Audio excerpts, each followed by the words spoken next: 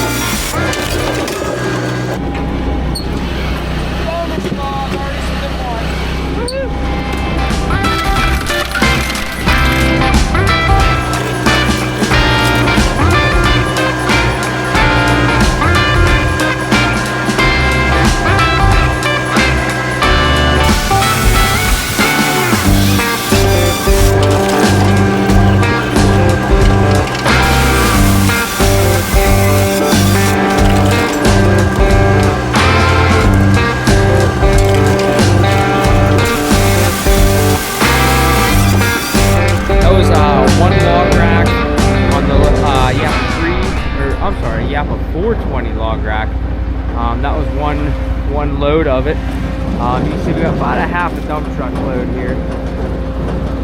Split about a half, maybe, I don't know, maybe a little under, I would say a little under half. But it is also falling out around the sides and around the back. So we're close to a half there. But that took us, I don't know, probably about 20 minutes to do. So generally speaking, a full cord's about an hour on this machine for me.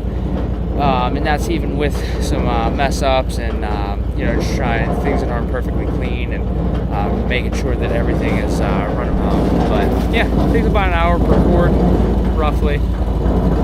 And if you got straight pulls, if you got like poplar pulls, straight ones, you can do a cord in 35 minutes. I mean, it is very, very efficient.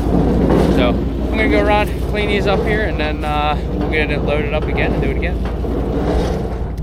Alright, so with every piece of equipment, all the time, there's always a cleanup procedure, and everybody's is maybe just a little bit different, but I'm just going to do kind of a time lapse of what I do. Clean up the sawdust underneath, clean up the wood chips that are coming off the conveyor belt, clean out the conveyor belt wood drop.